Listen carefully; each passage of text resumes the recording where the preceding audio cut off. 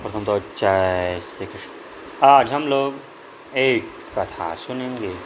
कथा बड़ी ही धार्मिक, मार्मिक तथा आध्यात्मिक है। इस कथा को बड़े ही ध्यान से आप सुने, क्योंकि किसी भी कथा को ध्यान से सुनने पर ही कथा समझ में आता है तथा कथा का आनंद भी आता है।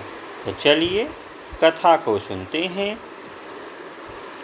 एक बार भगवान श्री कृष्ण ने गरुड़ को यक्षराज कुबेर के सरोवर से सौगंधिक कमल लाने का आदेश दिया।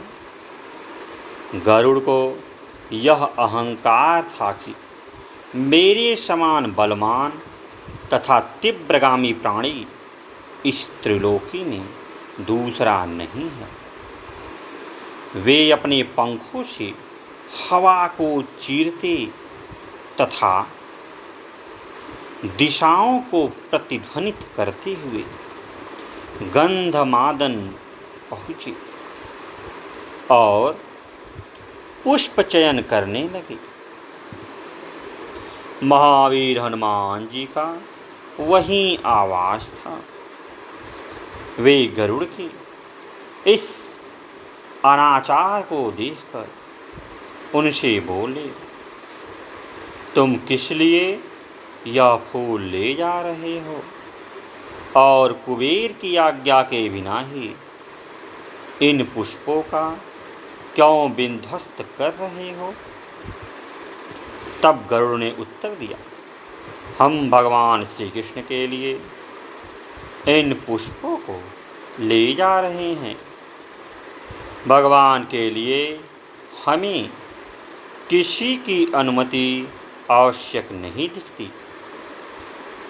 गरुड़ की इस बात से हनुमान जी कुछ क्रुद्ध हो गए और उन्हें पकड़कर अपनी कांख में दबाकर आकाश मार्ग से द्वारका की ओर उड़ चले।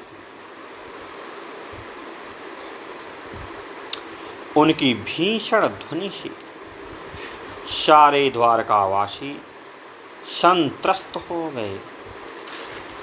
सुदर्शन चक्र हनुमान जी की गति को रोकने के लिए उनके सामने जा पहुंचा।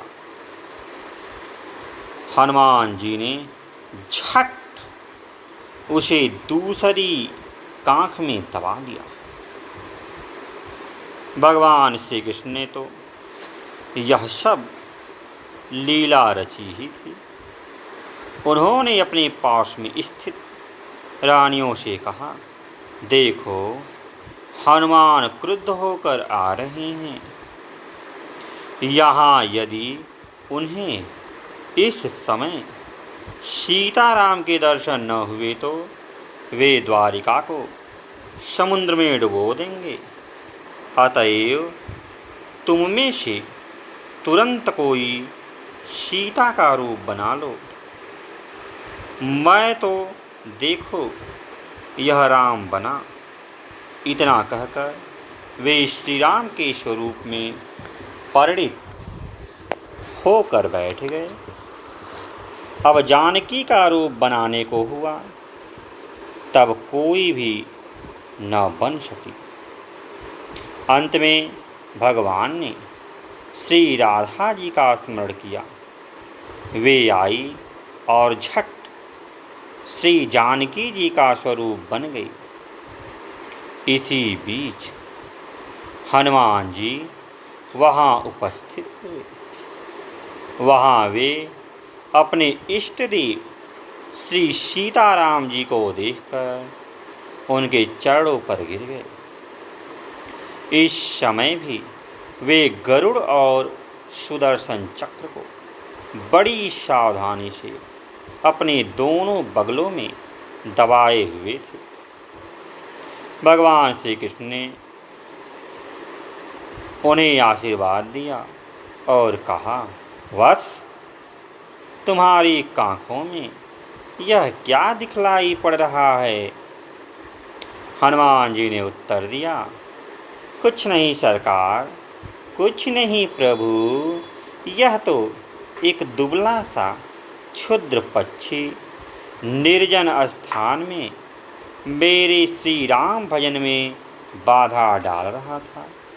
इसी कारण मैंने इसे पकड़ लिया।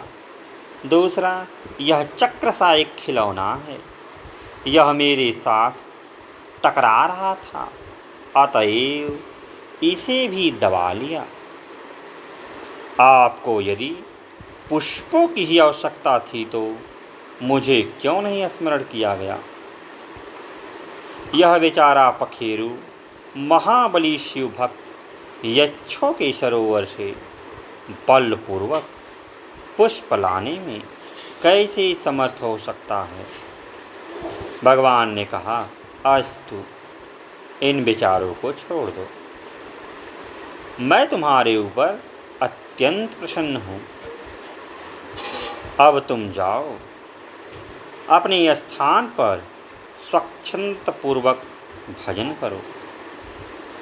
भगवान की आज्ञा पाते ही हनुमान जी ने सुदर्शन चक्र और गरुड़ को छोड़ दिया तथा उन्हें पुनः प्रणाम करके जय श्री राम कहते हुए गंधमादन की ओर चल दिए। गरुड़ को गति का, सुदर्शन को शक्ति का और पट्ट महिषियों को सौंदर्य का जो बड़ा गर्व था वह एकदम चूर हो गया। यह जो कथा थी यह थी ब्रह्म वैवर्त पुराण से। तो आज के लिए इतना ही, फिर किसी दिन अन्य वीडियो मिलते हैं। तब तक के लिए जय श्री कृष्ण, जय श्री कृष्ण।